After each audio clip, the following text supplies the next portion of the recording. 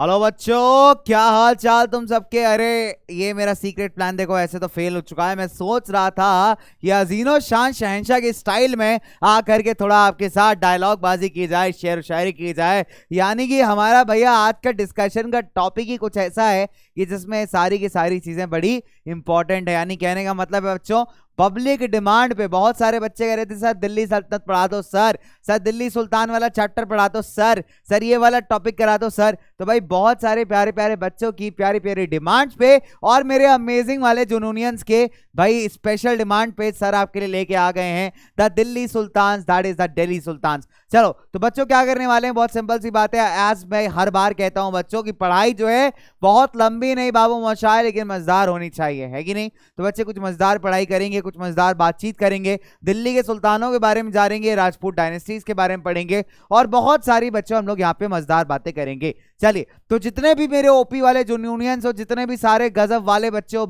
फटाफट से आ जाओ, जल्दी से आ जाओ my dear people, come on भैया। Avengers assemble in the comment section, come on. जितने भी एवेंजर्स हैं हमारे सारे जूनियन एवेंजर्स, आ जाओ, Avengers assemble in the comment section. चलिए तो बच्चों क्या क्या पढ़ने वाले हैं, दिल्ली सुल्तान के बारे में पढ़ेंगे, इनके पॉलिटिकल हिस्ट्री के जो सोर्सेज हैं उनके बारे में पढ़ेंगे, साथ ही साथ हम बात करेंगे कंसोलिडेशन के बारे में, और हम बात करेंगे अलाउद्दीन और हमारे भैया मोहम्मद बिन तुगलक के जो एडमिनिस्ट्रेशन के बीच के डिफरेंसेस हैं उन सारी चीजों के बारे में। चलो बच्चों शुरुआत करते हैं भाई। पहली बात तो हमारी बात करते हैं दिल्ली सुल्तान की। बच्चे अगर दिल्ली की बात करें, है ना, पहले मेरी बात को मजेदार तरीके से सुनो भैया। फोन को कर लो एकदम, फोन वा को कर लो, अपने डिवाइस वा को कर लो फुल स्क्रीन, और डिस्ट्रैक्शंस यानी नोटिफिकेशंस को कर लो ऑफ, ताकि यहाँ पे हमारी बात चले एकदम लल्लन टॉप, ठीक है। तो बच्चे कहने का मतलब ये है कि पहले मेरी प्यारी प्यारी मजेदार वाली कहानी को आप सुन लीजिए, ठीक है।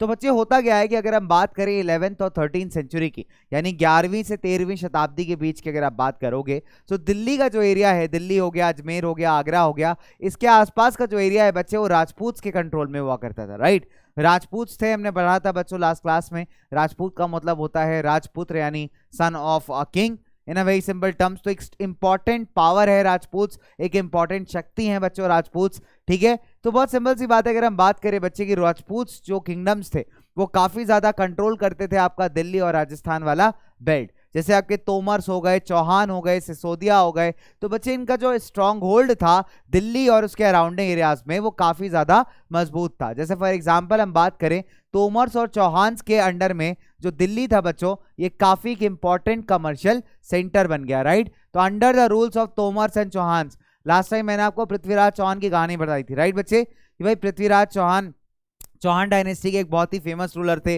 जिन्होंने मोहम्मद गौरी को पहली बैटल में हराया था, लेकिन अनफॉर्चुनेटली दूसरी बैटल में वो हार गए थे, राइट। तो हालांकि बहुत स्ट्रांग, बहुत मजबूत रूलर थे बेटा।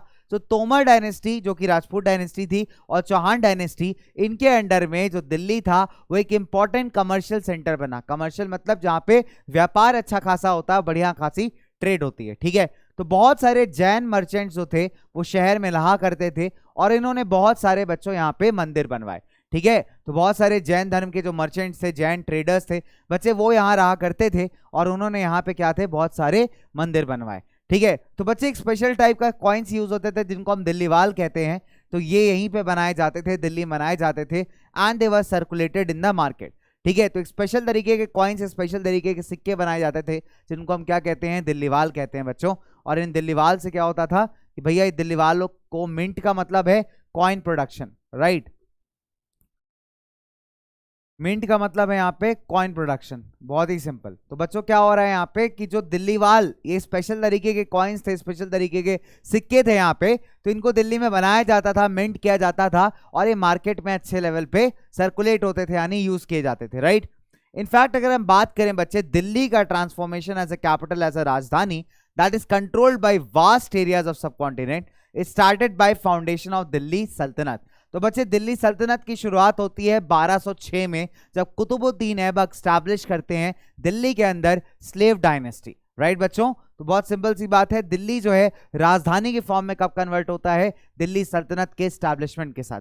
तो दिल्ली सल्तनत के जो रूलर्स हैं बेटा, उनको हम किस नाम से जानते हैं, सुल्तान्स के नाम से जानते हैं, राइट बच्चे। तो दिल्ली सल्तनत के जो रूलर्स थे उनका टाइटल क्या था, सुल्तान था, राइट बच्चों। जो पहली डायनेस्टी है दिल्ली सल्तनत की, that is your slave dynasty, जिसके फाउंडर थे कुतुबुद्दीन ऐबक, और वहां से दिल्ली का जो इंपॉर्टेंस है as a capital, as a राजधानी, बेटा वो बढ़ना बहुत ज्यादा स्टार्ट हो गया, राइट। चलिए, दिल्ली सुल्तान ने बच्चों बहुत सारे शहर बनाए जिनको मिला करके आप एक कॉमन शहर जानते हो, दैट इज दिल्ली।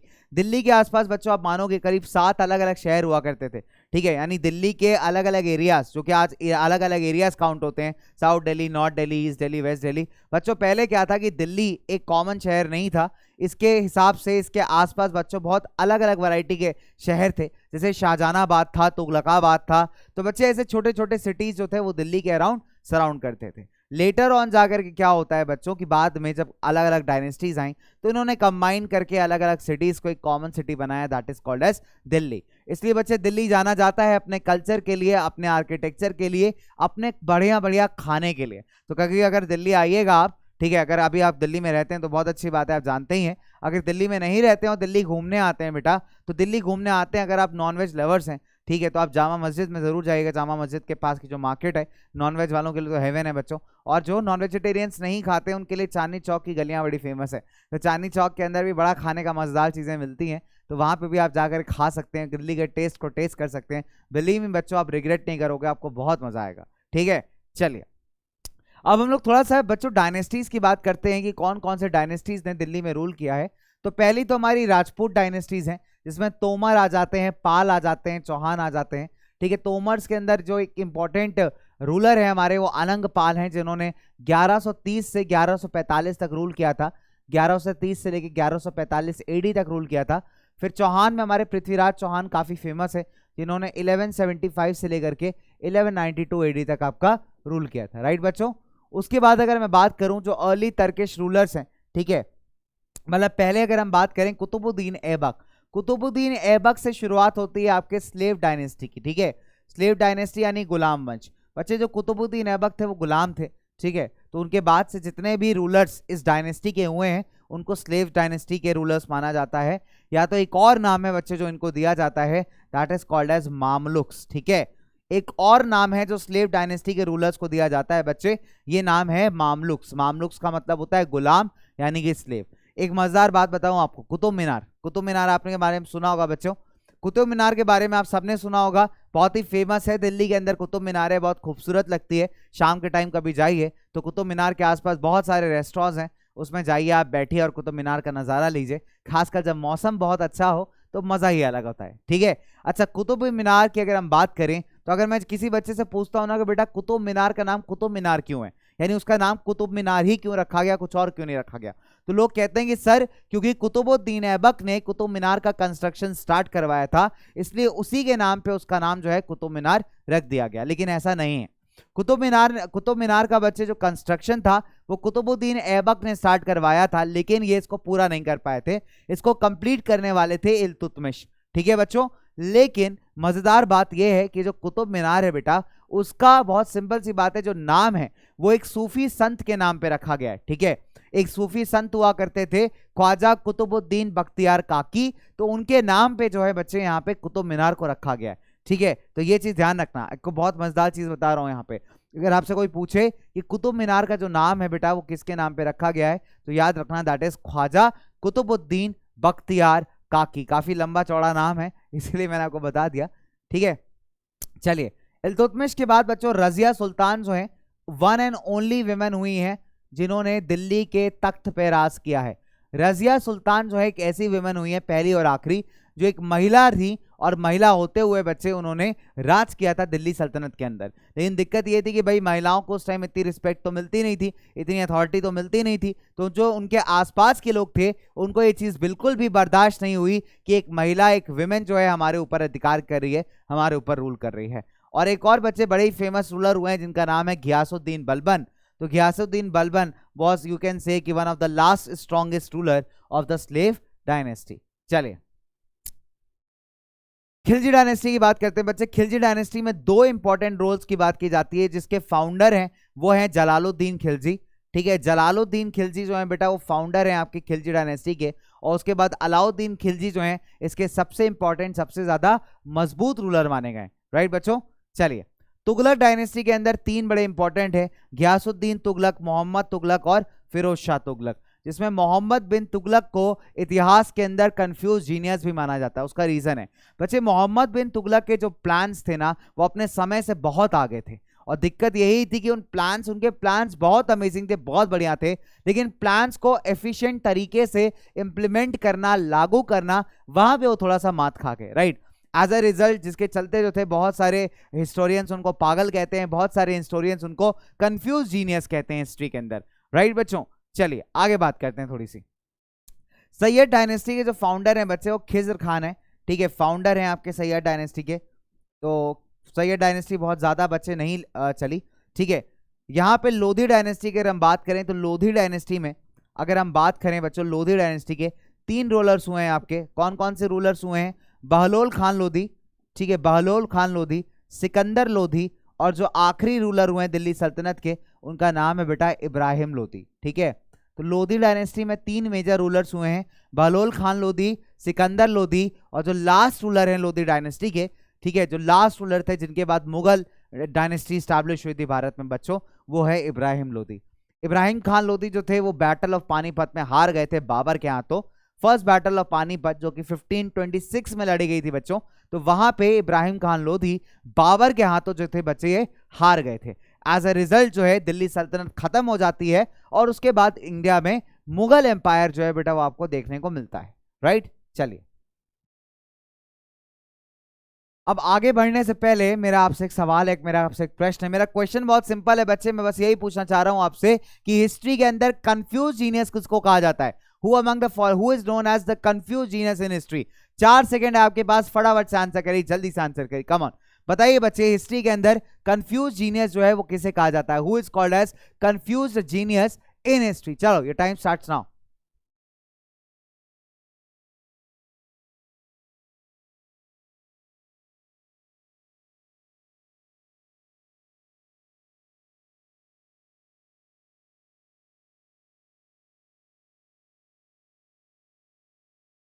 ओके बहुत ही बढ़िया, बहुत ही बढ़िया, बहुत ही बढ़िया, बच्चे आंसर कर रहे हैं बच्चों, बच्चे आंसर कर रहे हैं यहाँ पे।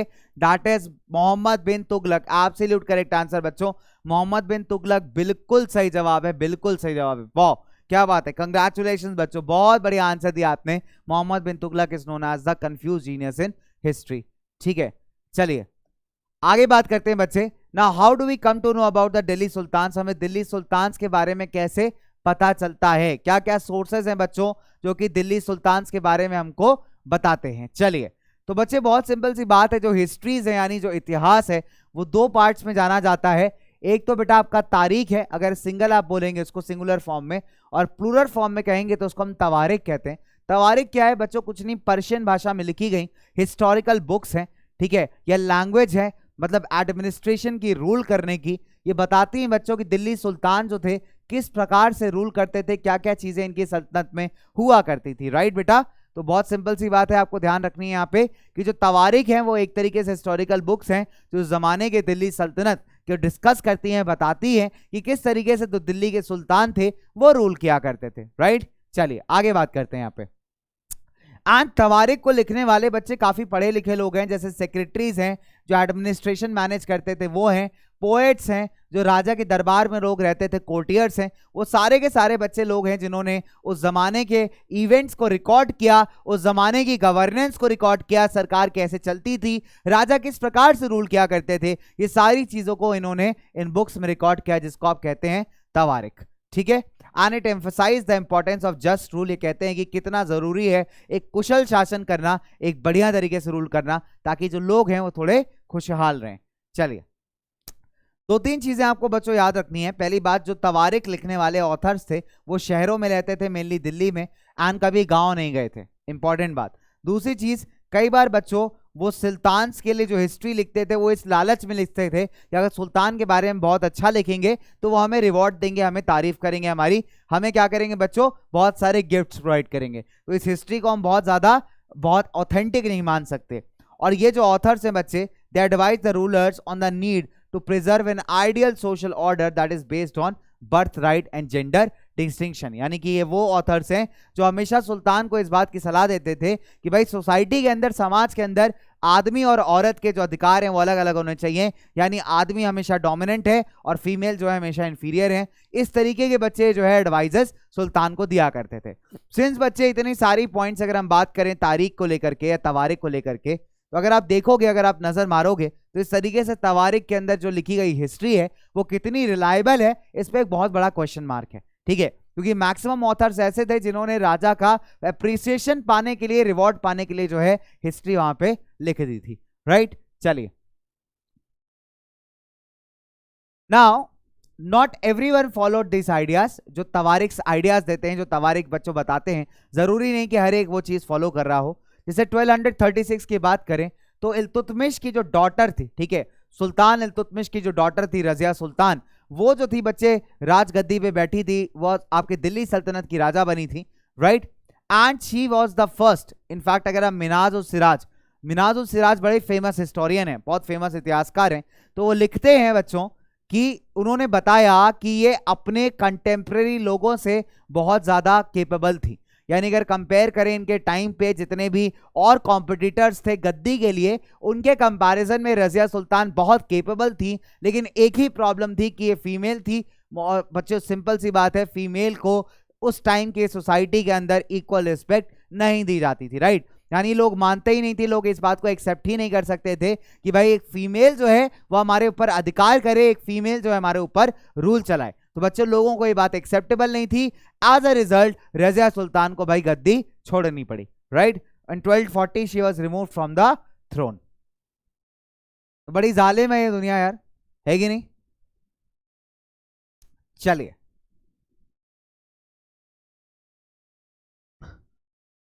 बच्चों, दिल्ली सल्तनत एक टाइम पे बहुत छोटे से एरिया में एग्जिस्ट करती थी, बहुत छोटे से एरिया में। यानी कुछ एरियाज थे जो दिल्ली के सुल्तान के पास थे, बट ग्रेजुअली ये जो छोटे से एरियाज थे बहुत बड़े होते चले गए और धीरे धीरे करके भारत का, इंडियन सबकॉन्टिनेंट का बहुत सारा हिस्सा जो था वो अभी दिल्ली सल्तनत का पार्ट बन गया। अब वो कैसे बना बच्चे, इस पर थोड़ा सा नजर मारते हैं। अगर अर्ली 13th सेंचुरी की बात करें तो भाई हमारे जो दिल्ली सुल्तान थे वो रेयरली मतलब अपने किलों के बाहर के रीजन्स को कंट्रोल करते थे। इन्होंने किले बना रखे थे, कुछ छोटे शहर इनके कब्जों में थे, लेकिन अगर बहुत बड़े रीजन की बात करें बच्चों तो वहां पे दिल्ली सल्तनत नहीं दिखाई पड़ती थी। राइट, सुल्तान जो थे बहुत रेयरली बच्चों जो सिटीज थे, जो शहर थे, उनके एरियाज को कंट्रोल करते थे। And they were dependent upon trade, tribute और प्लंडर फॉर सप्लाईज। ठीक है, बहुत सिंपल सी बात है, बहुत सिंपल सी बात है बच्चों कि जो सुल्तान थे हमारे यहाँ पे वो बहुत ही कम ऐसा होता था कि अपने छोटी सी टेरिटरी के अलावा भी किसी बड़ी टेरिटरी को कैप्चर कर रहे हो। एंड मेजॉरिटी जो इनका रेवेन्यू था वो डिपेंड करता था ट्रेड बेसिस पे या गिफ्ट एक्सचेंजेस पे। राइट, चलिए तो चलो बच्चों थोड़ा सा आगे बढ़ते हैं यहाँ पे। इनफैक्ट अगर हम बात करें बंगाल और सिंध के जो रीजन्स थे, जिनमें कुछ कुछ रीजन्स में बच्चों मुगल आपके सुल्तान का कब्जा था, वो भी बच्चों कंट्रोल करने काफी डिफिकल्ट थे। क्योंकि अगर आप बंगाल और सिंध कहलाता है पंजाब का रीजन, ठीक है, मैक्सिमम रीजन अभी पाकिस्तान में आता है, लेकिन अब बंगाल और पंजाब की बात करेंगे तो ये दोनों एरियाज बच्चे ठीक ठाक डिस्टेंस पे हैं। Right, so that is one important point कि भाई वहां पे क्या था कि भाई रेबेलियन कंट्रोल करना, रिवॉल्ट कंट्रोल करना काफी डिफिकल्ट था। राइट, और एक और बात बच्चों बड़ी इंपॉर्टेंट थी, वो ये थी कि उस टाइम पे कम्युनिकेशन यानी बातचीत करने के, एक दूसरे से कनेक्ट करने के साधन बहुत अच्छे नहीं हुआ करते थे, जिसका रिजल्ट ये था कि अगर एक मुगल एम्परर की या एक दिल्ली सल्तनत के एम्परर की फॉर एग्जाम्पल कोई और भी टेरिटरी है, कोई और भी जगह है जहां उनका कब्जा है, तो वहां तक कम्युनिकेशन पहुंचाना अर्जेंट में बहुत बड़ा टास्क था। राइट बच्चों, तो वहां तक कम्युनिकेशन चैनल जो था वो वेल स्टैब्लिश नहीं था। एज अ रिजल्ट जो इनका कंट्रोल था बच्चों वो काफी ज्यादा लूज था। और कई बार आपको देखने को मिलेगा कि बहुत सारे लोग थे जो कि यहाँ पे रिवॉल्ट करते रहते थे, रेबेलियन करते रहते थे, इनके अगेंस्ट विद्रोह करते रहते थे। राइट बच्चे, चलिए आगे बढ़ते हैं। जैसे बड़ा अच्छा एग्जाम्पल है मंगोलियन इन्वेजन अफगानिस्तान से, ठीक है, एंड बाय गवर्नर्स। चलिए तो ये क्या करते थे, अगर हम बात करें बच्चे मंगोल्स की, मंगोल्स जो थे एक वॉरियर ट्राइब थे, यानी लड़ाकू वाले कबीले थे। ठीक है, उनको लड़ाई में बड़ा इंटरेस्ट था, वॉर करते थे, लूटपाट करते थे और वापस चले जाते थे। सो दिल्ली सल्तनत को बच्चे मंगोल्स का जो इन्वेजन है, ठीक है, अटैक है, वो बहुत बार झेलना पड़ा, बहुत ज्यादा बार झेलना पड़ा। इनफैक्ट बच्चे क्या होता था कि बहुत सारे जगह इन लोगों ने अपने गवर्नर्स अपॉइंट किए होते, ऑफिसर्स अपॉइंट किए होते, ग्रेजुअली क्या होता था कि वो ऑफिसर्स इतने पावरफुल हो जाते थे कि इन्हीं के जो सुल्तान से इन्हीं के अगेंस्ट विद्रोह करने लगते थे, इन्हीं के अगेंस्ट रिवॉल्ट करने लगते थे। ठीक है, अब जो हमारी सल्तनत है बच्चे, उसके सामने चैलेंजेस जो हैं वो काफी ज्यादा बड़े हैं। अगर हम बात करें बच्चे की दिल्ली सल्तनत का जो कंसोलिडेशन है, यानी इस पूरे एम्पायर का, इस पूरी सल्तनत का, इस पूरे किंगडम का जो एकजुट होना है, जो यूनिटी है, वो क्रिएट होना स्टार्ट हुआ घियासुद्दीन बलबन के टाइम पे। घियासुद्दीन ने एकदम ब्लड एंड आयरन पॉलिसी को फॉलो किया था। इसका सिंपल मतलब है, अगर आप बात नहीं मानोगे तो आपको पनिश किया जाएगा, आपको दंडित किया जाएगा, राइट। तो blood and iron policy follow करते थे घियासुद्दीन बलबन। क्या होता है बच्चों, घियासुद्दीन बलबन शुरुआत करते हैं और अलाउद्दीन खिलजी के अंदर और मोहम्मद बिन तुगलक के अंदर बच्चों जो दिल्ली सल्तनत है वो बहुत ज्यादा एक्सपैंड करती है। अलाउद्दीन खिलजी का जो मिलिट्री टैक्टिक्स था बच्चे वो बहुत ज्यादा स्ट्रांग था। अगर आप खिलजी और तुगलक के एम्पायर की बात करेंगे तो बच्चे स्टार्ट होता था नॉर्दर्न इंडिया से और स्ट्रेच करता था भारत के डेक्कन वाले क्षेत्र तक। तो इतना बड़ा एम्पायर था अलाउद्दीन खिलजी के टाइम पे और मोहम्मद बिन तुगलक के टाइम पे, राइट बच्चों। चलिए थोड़ा सा आगे बात करते हैं, यहाँ पे मजेदार बात करते हैं हम लोग।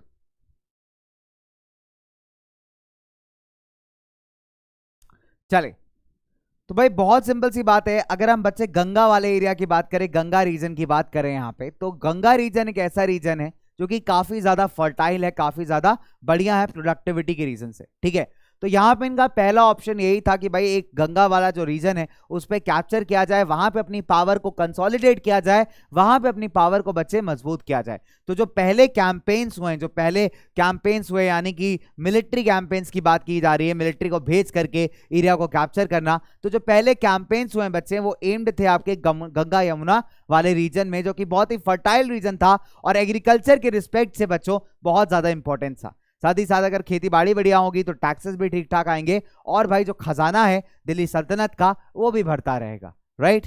चलिए बच्चों आगे बात करते हैं।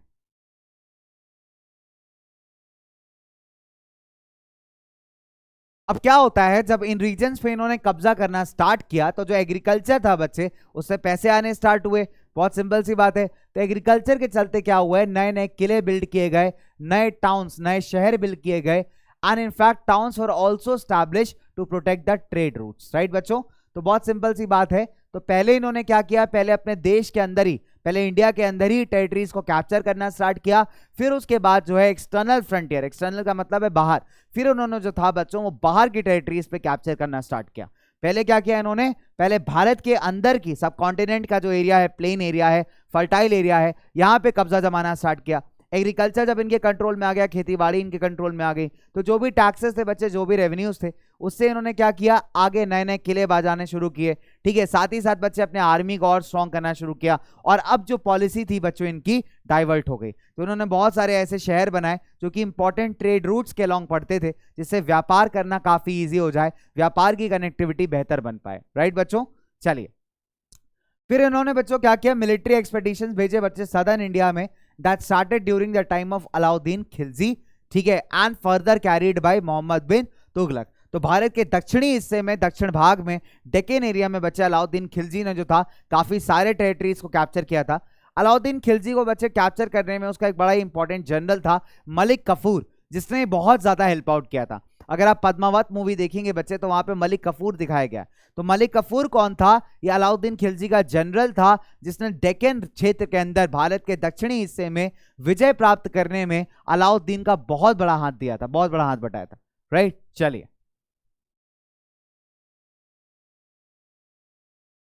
एक चीज बड़ी कॉमन थी बच्चों कि जब ये हमारी सल्तनत की आर्मी जाती थी किसी राज्य पर अटैक करने के लिए, तो ये वहां से उनका सारा सामान लूट लाते थे, यानी हाथी घोड़े हीरे जवाहरात सारा का सारा लूट करके अपने एरिया में लेकर के आ जाते थे, राइट। तो अगर हम बात करें मोहम्मद बिन तुगलक का जब रूल एंड हुआ बच्चों, तो दिल्ली सल्तनत की जो आर्मीज थी that had covered a very large part of the sub continent, and in fact बहुत सारी सिटीज, बहुत सारे शहर जो थे वो इनके कब्जे में थे, राइट बच्चों। सब कॉन्टिनेंट का मतलब होता है इंडिया के रीजन के साथ साथ पाकिस्तान वाला रीजन, अफगानिस्तान का कुछ रीजन, राइट। तो ये सारा का सारा जब आप कंबाइन कर देते हो बच्चों तो ये कहलाता है आपका सब कॉन्टिनेंट, यानी कॉन्टिनेंट से छोटा। तो ये ज्योग्राफिकल एक्सप्रेशन है बच्चों, कोई देश की बात नहीं हो रही है यहाँ पे, एक ज्योग्राफिकल लैंडमास की बात हो रही है, that is Indian subcontinent, right बच्चों। तो आप ये देखेंगे कि by the end of Mohammad Tughlaq's rule भाई दिल्ली सल्तनत ने अच्छा खासा कब्जा जमा लिया था इंडियन सब कॉन्टिनेंट के ऊपर, राइट। चलिए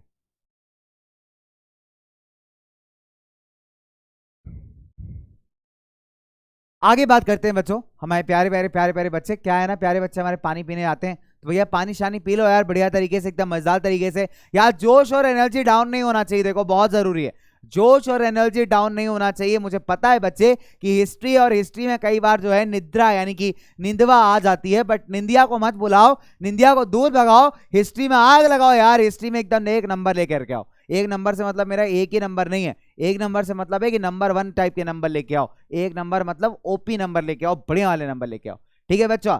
चला आगे बात करा, आगे बात करा कि ना करा भाई, चलो जल्दी से बात करा, अभी बढ़िया बढ़िया बातें चल रही हैं यहाँ दिल्ली सल्तनत की। चलिए बच्चों, तो क्या होता है यहाँ पे कि अगर हम बात करें कंसोलिडेट, कंसोलिडेट का मतलब होता है टुगेदर, यानी एक साथ किसी चीज को कर देना। अगर हम बात करें दिल्ली सल्तनत जितने बड़े एम्पायर को कंसोलिडेट करने की, तो भैया इसके लिए आपको बहुत ही इंपॉर्टेंट और लॉयल गवर्नर चाहिए, वफादार गवर्नर चाहिए, वफादार एडमिनिस्ट्रेटर चाहिए, ठीक है।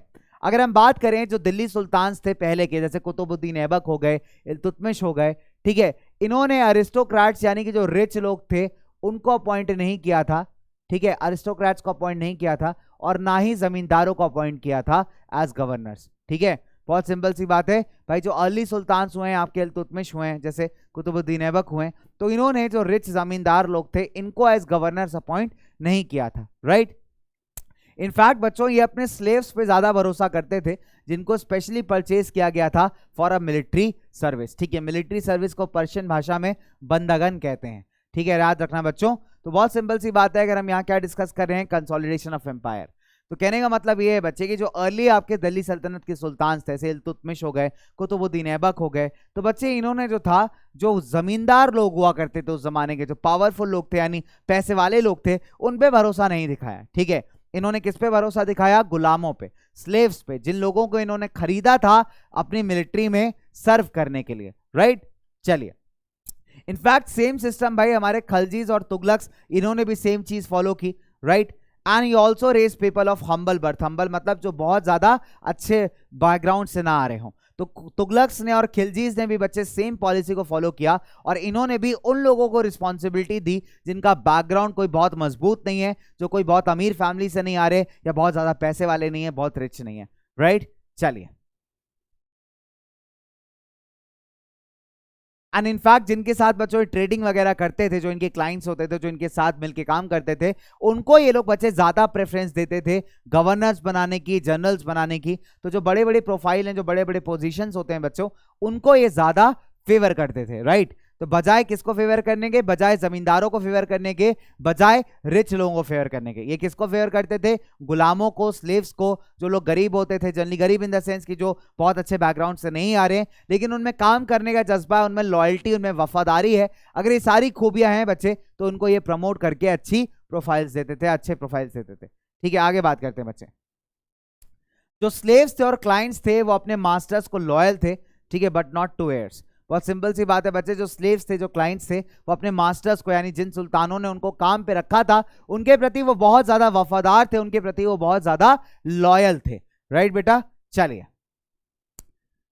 अच्छा, अब क्या होता है, जब कभी भी एक नया सुल्तान बनता था, जब कभी भी एक नया सुल्तान बनता था, तो काफी बार ये देखने को मिलता था, जो पुरानी नोबिलिटी यानी जो पुराने मंत्री लोग हैं और जो नए मंत्री लोग हैं, उनमें आपस में बहुत बार लड़ाई हो जाती थी, राइट। क्योंकि कुछ लोग जो है बच्चे किसी एक पर्सन को फेवर करेंगे, कुछ लोग जो है किसी दूसरे को फेवर करेंगे। तो जब भी कभी नए सुल्तान के अपॉइंटमेंट की बात आती थी, तो दोनों पार्टीज जो है वो अपना अपना कैंडिडेट पुटअप करने का ट्राई करते थे, राइट बच्चे। जिसके चलते जो पुराने मंत्रीगण है, पुराना मंत्रिमंडल है, जो ओल्ड नोबिलिटी वाला सेक्शन है, और जो नए लोग हैं, उनके बीच में काफी बार बहस हो जाती थी, लड़ाई हो जाती थी, राइट बच्चों। चलिए आगे बात करते हैं।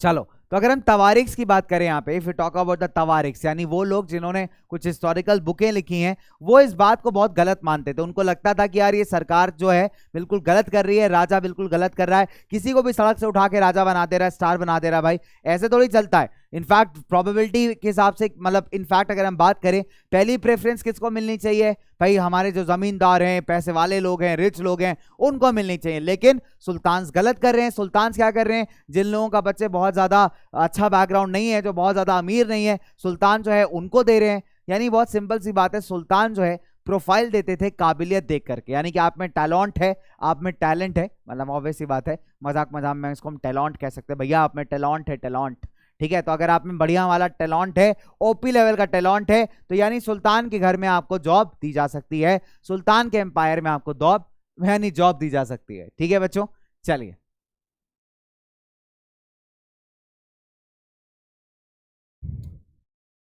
अब जो खिलजी और तुगलक थे बच्चे, इन्होंने क्या किया, बहुत सारे मिलिट्री कमांडर्स को एज गवर्नर अपॉइंट कर दिया था अलग अलग टेरिटरीज का, ठीक है। तो बच्चे जो अलग अलग टेरिटरीज होती थी जिनका अलग अलग साइज होता था, इन्होंने क्या किया था, पूरे किंगडम को, पूरे एम्पायर को जो इनके अंडर में आता था, उसको अलग अलग पार्ट्स में डिवाइड कर दिया था। और इन पार्ट्स को हम क्या कहते थे बच्चे, इन पार्ट्स को हम कहते थे इक्ता। क्या बोलते हैं बच्चों, इन पार्ट्स को हम कहते हैं इक्ता। और जो इस इक्ते के ऊपर अपना रूल चलाता था उसको कहते थे इक्तादार, ठीक है बच्चों, क्या कहते थे, इक्तादार। तो जो किंगडम है बच्चे उसको कुछ पार्ट्स में डिवाइड कर दिया गया है, जो पार्ट्स हैं उनको हम कह रहे हैं इक्ता, और इस इक्ता के ऊपर जो रूल करते हैं, इस इक्ता को जो मैनेज करते हैं उसको हम कहते हैं इक्तादार, ठीक है। ध्यान है, अच्छा क्वेश्चन है बच्चों यहाँ पे, ठीक है। इक्तादार कह लीजिए या फिर मुक्ति कह लीजिए, ठीक है। ड्यूटी था बच्चों मुक्तीज का, इक्तदार का, कि मिलिट्री कैंपेन्स को ये लोग लीड करेंगे और लॉ एंड ऑर्डर को बच्चों मेंटेन करेंगे। तो इनका क्या ड्यूटी था बच्चों, कि बहुत सिंपल सी बात है, आपका काम है कि लॉ एंड ऑर्डर को मेंटेन करना। इक्ता आज के जमाने में समझ लीजिए एक डिस्ट्रिक्ट, ठीक है, जैसे एक डिस्ट्रिक्ट के सिविल सर्वेंट हो गए, जैसे एक डिस्ट्रिक्ट के अंदर पुलिस कमिश्नर हो गया, राइट। तो समझ जाओ उस जमाने के पुलिस कमिश्नर हैं जिनको काम दिया गया है कि आप लॉ एंड ऑर्डर को जो है बच्चे अच्छे तरीके से मेंटेन करेंगे अपने इक्ता के अंदर, ठीक है। तो किंगडम को क्या कर रहे हैं, मल्टीपल पार्ट्स में डिवाइड कर रहे हैं, हर एक पार्ट को हम क्या कह रहे हैं, इक्ता कह रहे हैं। इस इक्ते की जिम्मेदारी जिसको दी गई है वो कहलाता है इक्तेदार या फिर मुक्ति, और इस मुक्ति या इक्तेदार का काम है कि अपने इक्ता के अंदर बच्चों लॉ एंड ऑर्डर को अच्छे तरीके से मेंटेन करके रखना, राइट। चलिए कुछ आगे बात करते हैं बच्चों। चलिए अब क्या होता था बच्चे, जो इक्ता होता था, जो जमीन इनके पास होती थी, जो एरिया इसके पास होता था, उस पर टैक्स कलेक्ट करने का अधिकार किसके पास था, इक्तेदार के पास। तो इक्तेदार क्या करता था बच्चों, उससे टैक्स कलेक्ट करता था, और टैक्स कलेक्ट करके जो इनके सोल्जर्स है, जो इनके सिपाही हैं इनके टीम के, उनको ये सैलरीज पे करता था, राइट। बहुत सिंपल सी बात है बच्चों, कि what they used to do, they used to collect the taxes, और टैक्स कलेक्ट करने के बाद क्या करते हैं बेटा, ये जो इनके बहुत सिंपल सी बात है सोल्जर्स हैं इनके आर्मी के, उनको ये सैलरीज पे आउट करते थे, उनको ये पैसा देते थे काम करने का, राइट। अच्छा एक और मजेदार बात है बच्चों, कि सुल्तान भी चालाक थे, सुल्तान ने दिमाग लगाया। सुल्तान ने क्या कहा कि जो इक्तेदार का ऑफिस है, यानी इक्तेदार का प्रोफाइल है, वो हेरिडिटरी नहीं होगा। हेरिडिटरी का मतलब है कि ऐसा नहीं होगा कि एक इक्तेदार के बाद उसका बेटा जो है वो नया इक्तेदार बन जाए। इसलिए इक्तेदार जो थे बच्चे, उनकी प्रोफाइल को कॉन्स्टेंटली चेंज किया जाता था, ट्रांसफर्स किए जाते थे, ताकि वो उस पर कब्जा जमा के ना बैठ जाए, राइट बच्चों। चलिए आगे बात करते हैं।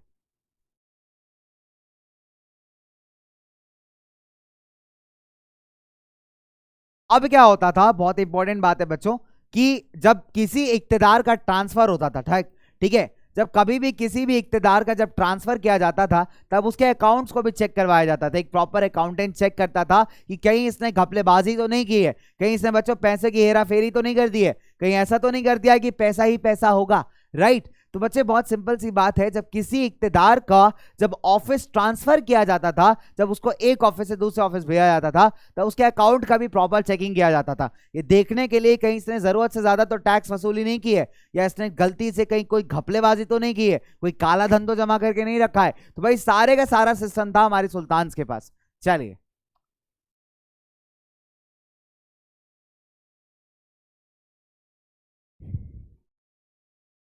आउट एरियाज,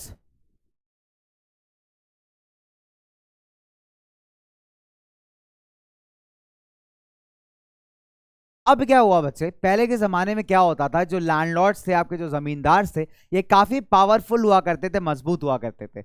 लेकिन जब क्या होता है बच्चे, दिल्ली सल्तनत के अंदर जो शहर के बाहरों की जमीनें हैं, जो सिटीज के बाहर की जमीनें हैं, गांव के आसपास की जमीनें हैं, जब वो भी इनके कब्जे में आ जाती हैं, तब ये क्या करते हैं, जो एरिस्टोक्रेट्स थे, जो सामंत हैं, यानी जो आपके जमींदार हैं, इनको फोर्स करते हैं भाई, इनको कंपेल करते हैं कि आप दिल्ली सल्तनत की अथॉरिटी को स्वीकार करिए, यानी सुल्तान की अथॉरिटी को मानिए। जैसे फॉर एग्जांपल अलाउद्दीन खिलजी ने कंपेल किया था कि भाई आपको मानना पड़ेगा कि आपका रूलर मैं हूं, आपका सुल्तान मैं हूं, राइट। पहले क्या होता था बच्चे, जो शहरों के बाहर के एरिया थे, जो आउटस्कर्ट्स एरिया थे, जो गांव वगैरह के एरिया थे, यहाँ पे जमींदार कह लीजिए, सामंत कह लीजिए, बच्चों काफी ज्यादा मजबूत होते थे, स्ट्रांग होते थे, राइट। और कई बार जो किंग्स थे, जो दिल्ली सल्तनत के रूलर्स थे, उनके अथॉरिटी को एक्सेप्ट नहीं करते थे। अभी जब ये वाले एरियाज भी भाई सल्तनत के पास आ गए तो इन्होंने कंपेल किया, फोर्स किया इन सामंतों को, इन जमींदारों को कि आप मुगल्स की जो बच्चे सुप्रीमेसी है, यानी सॉरी सल्तनत की जो बच्चे सुप्रीमेसी है, सल्तनत का जो पावर है उसको एक्सेप्ट करिए, उसको भाई स्वीकार करिए, ठीक है। अब जो स्टेट का मतलब यहां पे गवर्नमेंट है, सरकार है। सरकार ने बच्चों जमीन का जो है वैल्यूएशन करना शुरू कर दिया, मतलब उसका कैलकुलेशन करना शुरू कर दिया, और उसके हिसाब से जो था सरकार लैंड रेवेन्यू यानी कि टैक्सेस को डिसाइड करती थी अपने कंट्रोल के अंदर, ठीक है। बहुत सिंपल सी बात है, पहले क्या होता था, जो लोकल जमींदार थे वो अपने मनमर्जी के टैक्स लगाते थे, तो उन सारे टैक्सेस को हटा दिया गया। अब क्या होगा, जमीन का प्रॉपर इवैल्यूएशन, जमीन का प्रॉपर कैलकुलेशन सरकार करेगी, और सरकार डिसाइड करेगी कि उस पर कितना टैक्स लगाना है और कितना टैक्स नहीं लगाना, ठीक है। इनफैक्ट बच्चों, ये जो जमींदार पहले जो मजे करते थे ना, बहुत ज्यादा मजे लेते थे, इनफैक्ट इनको बोला गया कि तुम भी टैक्स पे करोगे। पहले ये क्या था, अपने मनमर्जी का टैक्स लेके थे, लोगों से टैक्स वसूलते थे। अभी क्या होता है यहाँ पे कि बहुत सिंपल सी बात है कि जमींदारों को बोला जाता है कि पहली बात तो तुम्हारा टैक्स वसूलने का अधिकार खत्म हो चुका है, और दूसरी इंपॉर्टेंट बात कि बेटा अब बाबू मोशाय तुम भी टैक्स पे करोगे। बेटा बहुत जी लिए, बहुत बढ़िया दिन, अब चलो आ गए तुम्हारे अच्छे दिन, बहुत मजे किए ना तुमने टैक्स वसूल के लोगों से, अब बेटा तुमको भी टैक्स पे करना पड़ेगा, समझे कि नहीं समझे। चलिए आगे बात करते हैं। यहाँ पे कुछ पुराने चीफटेन्स थे बच्चे, कुछ पुराने जमींदार थे, who served the sultanate as revenue collectors and assessors, ठीक है। कुछ पुराने जमींदार हालांकि सुल्तान ने हायर किए, ठीक है, कुछ पुराने जो काफी पुराने टाइम से हैं, जो लॉयल रहे हैं आपके सल्तनत के रूलर्स के, तो उनको इन्होंने एक चांस दिया, उनको इन्होंने क्या बना दिया, रेवेन्यू कलेक्टर्स, यानी कि टैक्स को कलेक्ट करने वाला और जमीन की नाप करने वाला, जमीन के एरिया को कैलकुलेट करने वाला, राइट। तो इस तरीके की रिस्पॉन्सिबिलिटी जो थी इन्होंने कुछ जमींदारों को भी दे दी, जो लॉयल थे, जो काफी पुराने थे, राइट बच्चों। चलिए आगे बात करते हैं।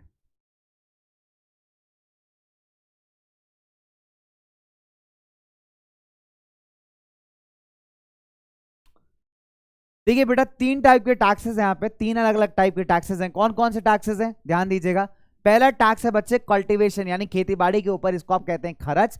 एंड करीब ये 50% जो है फार्मर के प्रोड्यूस का है, यानी अगर आपने टोटल 100 किलो प्रोड्यूस किया है तो 50 किलो जो है आपको एज अ टैक्स के फॉर्मेट में देना पड़ेगा। इसको हम कहते हैं खर्च, यानी 100% प्रोडक्शन का जो है 50% एक किसान को, सरकार को देना पड़ेगा, दैट इज कॉल्ड एज खर्च। दूसरा कैटल पे लगाया जाता था, यानी गाय भैंस पे लगाया जाता था। और तीसरा जो है बच्चे घरों पे लगाया जाता था। तो तीन तरीके के टैक्सेस है। पहला एग्रीकल्चर टैक्स, इसको आप खर्च कहते हैं।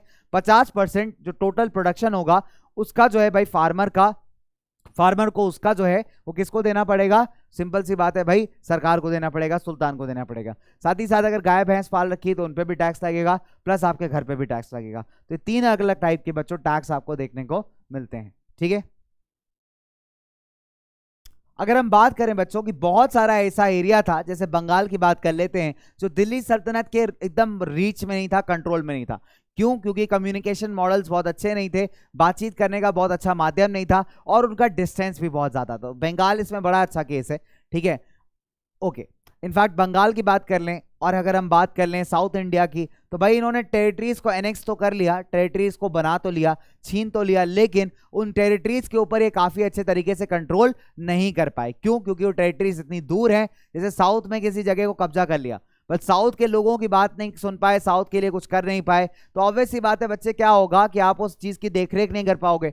जब आप किसी चीज की देखरेख नहीं कर पाओगे तो बेटा वो क्या चीज होगी, वो चीज आपसे विद्रोह करेगी, है ना। ऐसे यहाँ पे लोग हैं, तो बंगाल के अंदर बच्चों, साथ ही साथ साउथ के अंदर, तो बहुत सारे ऐसे एरियाज थे जो कि हमारे दिल्ली सल्तनत वालों ने कैप्चर किए, लेकिन उनके ऊपर एक कंट्रोल स्टैब्लिश पूरा नहीं कर पाए, क्योंकि वहां तक डिस्टेंस काफी ज्यादा था, और it was very difficult for them कि एक अच्छे कम्युनिकेशन चैनल ना होने की वजह से वहां पे प्रॉपर कम्युनिकेशन मेंटेन कर पाना।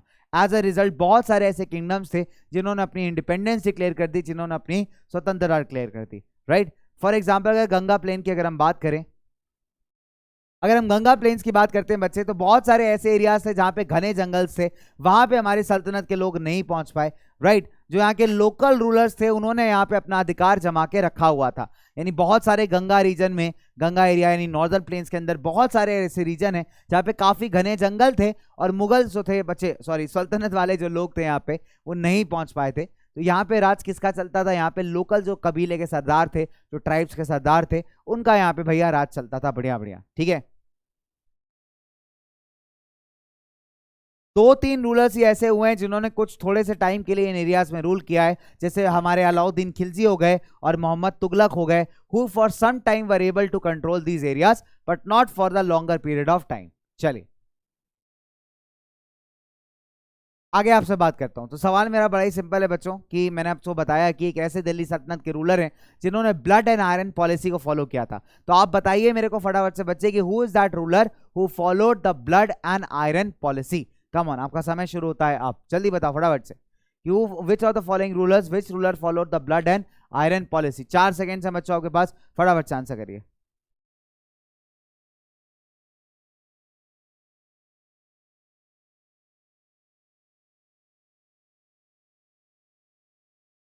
चलिए फटाफट से बच्चा लोग आंसर करिए, फटाफट से आंसर करिए, फटाफट, मजा नहीं लाइव कर लीजिए फटाफट से। बहुत बढ़िया बहुत बढ़िया, बच्चों का आंसर है घियासुद्दीन बलबन। वेरी नाइस बच्चों, घियासुद्दीन बलबन वो लीडर है, वो रूलर है जिसने ब्लड एंड आयरन पॉलिसी को फॉर्म किया था, ठीक है। साथ ही साथ इसके चलते क्या किया था, जितने भी लोग दिल्ली सल्तनत को अपोज कर रहे थे उसको इन्होंने पनिशमेंट देना स्टार्ट कर दी थी, राइट बच्चों।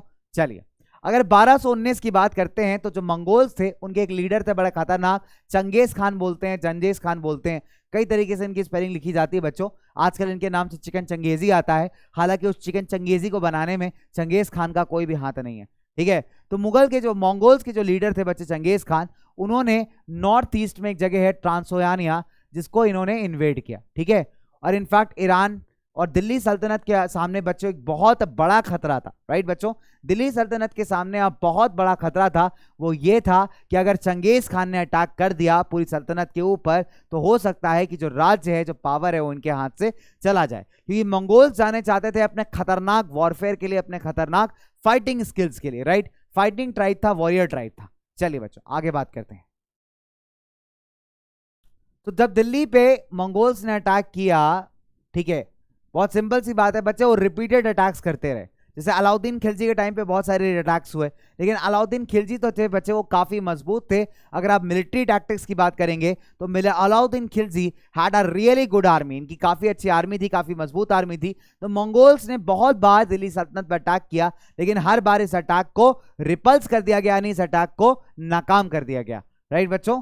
चलिए इनफैक्ट अगर हम बात करें मोहम्मद बिन तुगलक के अर्ली ईयर्स की, ठीक है, उसके रूल की, तो it force to rulers to mobilise a large standing army in Delhi which pose huge administrative challenge. अभी क्या हुआ कि मंगोल्स का जो खौफ था वो इतना ज्यादा हो गया दिल्ली सल्तनत के अंदर, कि अगर हम अर्ली ईयर्स की बात करें, मोहम्मद बिन तुगलक के शासन की स्टार्टिंग की बात करें, तो उसने क्या किया था, दो अलग से बच्चों अरेंजमेंट कर रखे थे एक अच्छी स्ट्रॉन्ग आर्मी बनाने के लिए, लेकिन उस स्ट्रॉन्ग आर्मी को मेंटेन करना भी बच्चों अपने आप में एक बहुत बड़ा चैलेंज था, right. So these were the kind of challenges that the people were facing in the Delhi Sultanate.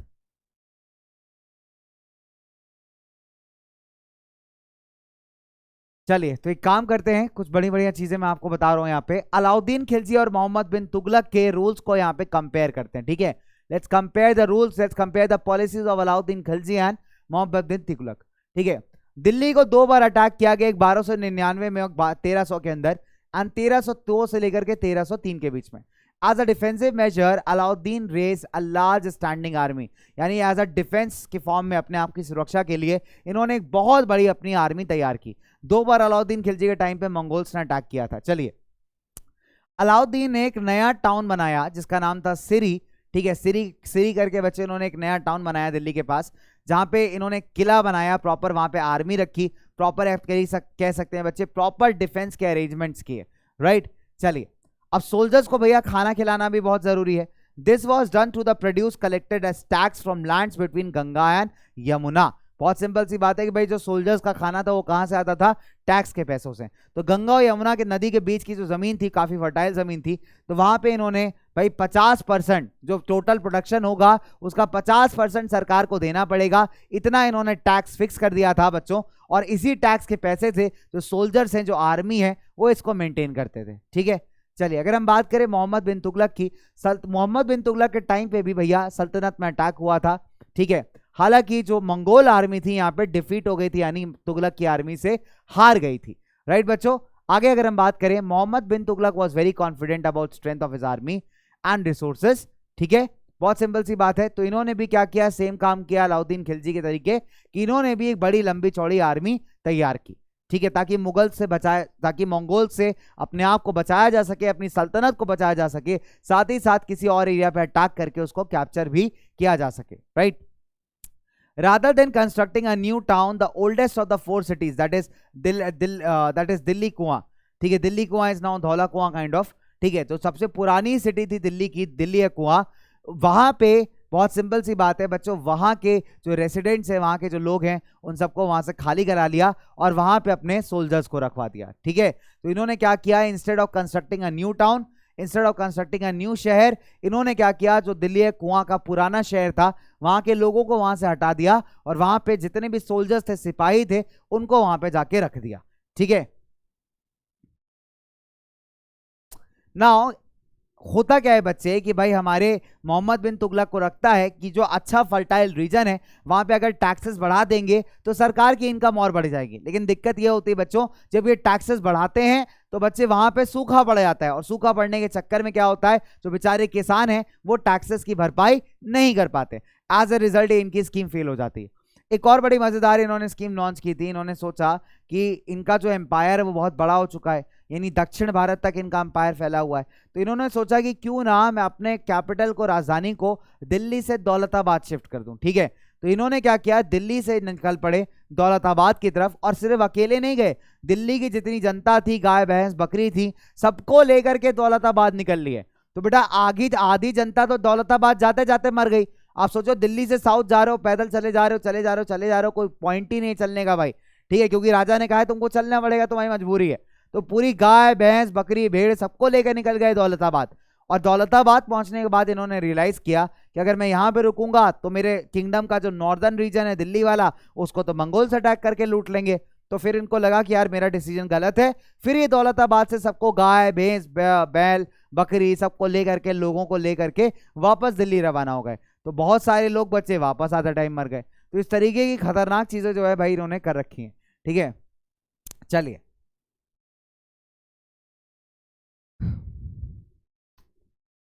आगे अगर हम बात करते हैं बच्चों, तो सोल्जर्स थे, इनको सैलरी देनी पड़ती थी। अलाउद्दीन जो था अपने सोल्जर्स को कैश में सैलरी देता था। ठीक है, rather than giving them lands. अब इससे क्या होता था कि सोल्जर्स जो है वो अपने आराम से अपनी जो सप्लाई यानी खाना पीना है वो दिल्ली के व्यापारियों से खरीद सकते थे, दिल्ली के मर्चेंट से खरीद सकते थे, जिससे उनका भी भला होने वाला है। ठीक है, तो कई बार ऐसा भी लगता था बच्चे कि इनको ये भी डर था कि ऐसा ना हो कि कैश देखते ही जो सौदागर है, जो आपका ट्रेडर है, वो अपने सामान का दाम बढ़ा दे। राइट बच्चों, तो प्राइजेस को प्रॉपरली सर्वे किया जाता था, प्रॉपर एक प्राइस को फिक्स किया जाता था। ठीक है, और जो भी मर्चेंट, जो भी ट्रेडर जरूरत से ज्यादा महंगे दामों पे बेचता था, फिक्स प्राइजेस को बढ़ा करके बेचता था बच्चे, उसको यहाँ पे पनिश भी किया जाता था। ठीक है, तो ये एक बड़ी इंपॉर्टेंट पॉइंट है। अलाउद्दीन का जो एडमिनिस्ट्रेटिव मेजर है बच्चे वो काफी सक्सेसफुल है और उसको काफी प्लेस भी किया जाता है। आप ये कह सकते हैं कि अलाउद्दीन के टाइम पे जो सामान था वो काफी सस्ता था। ठीक है, यानी प्रॉपरली मैनेज था। हालांकि अलाउद्दीन जो था बच्चे टॉलरेंट नहीं था, यानी रिलीजन्स को लेकर के ये काफी ज्यादा बढ़िया नहीं था। लेकिन अगर हम एडमिनिस्ट्रेशन की बात करें अलाउद्दीन खिलजी की, तो वो काफी काबिल तारीफ थी, यानी काफी बढ़िया थी। इसने भाई सिस्टम को कंट्रोल करके रखा था, करप्शन नहीं था इसके टाइम में, क्योंकि अगर आप करप्शन करोगे तो भाई सुल्तान आपको बहुत बुरी वाली सजा देने वाला और हो सकता है आपको मार भी दे। तो फेयर मार्केट से यहाँ पे लोगों को सही दाम पे चीजें मिलती थी, लोग करप्शन नहीं कर पाते थे और आराम से बढ़िया तरीके से लोग खा पी सकते थे। राइट, चलिए मोहम्मद बिन तुगलक की अगर हम बात करें, तुगलक भी जो है बच्चे अपने सोल्जर्स को कैश सैलरी देता था, लेकिन इंस्टेड ऑफ कंट्रोलिंग प्राइसेस ये क्या करता था, इनको करेंसी, यानी इसने अपने सिक्के स्टार्ट किए थे, टोकन करेंसी के फॉर्म में इनको सैलरी देता था। जैसे आज के जमाने में नोट होते हैं ना बच्चों, नोट्स होते हैं ना, वैसे उस जमाने में टोकन करेंसी होती थी। ठीक है, बट ये काफी चीप मेटल से बनते थे, ना कि गोल्ड एंड सिल्वर थे। अब दिक्कत ये हुई कि जब इसने चीप मेटल यानी सस्ते मेटल्स का यूज करना शुरू किया, कॉपर वगैरह का, तो लोगों ने घर में बनाने शुरू कर दिए। इसके चलते जो बहुत सारी फेक करेंसी थी, नकली करेंसी थी, वो मार्केट के अंदर सर्कुलेट करने लगी। राइट बेटा, चलिए। So they save their gold and silver coin and pay the taxes to state with token currency. चलिए आगे बात करते हैं बच्चों। मोहम्मद बिन तुगलक के एडमिनिस्ट्रेशन के जो मेजर्स हैं बहुत ज्यादा अच्छे नहीं हैं, ठीक है। फॉर एग्जांपल इसने नॉर्थ ईस्ट में इन्वेड करने का सोचा, लेकिन उसके बाद अपने प्लान को गिव अप कर दिया था, ठीक है। और अपनी बहुत सारी आर्मी को जो है बच्चे डिसबैंड कर दिया, डिसमेंटल कर दिया, यानी उसमें बहुत सारे लोगों को जॉब से निकाल भी दिया।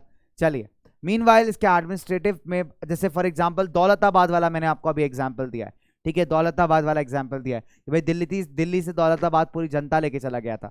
एक और मजेदार एग्जांपल है कि इसने सोचा कि जो गंगा यमुना वाला एरिया है वो काफी फर्टाइल एरिया है, काफी बढ़िया एरिया है बच्चे, तो वहां पे क्या किया जाए, टैक्स को बढ़ा दिया जाए। लेकिन किस्मत इतनी खराब है, जब इसने वहां पे टैक्स बढ़ाया तो क्या होता है बच्चों, वहां पे बहुत सिंपल सी बात है, वहां सूखा पड़ जाता है, बारिश नहीं होती है, फसल खराब हो जाती है।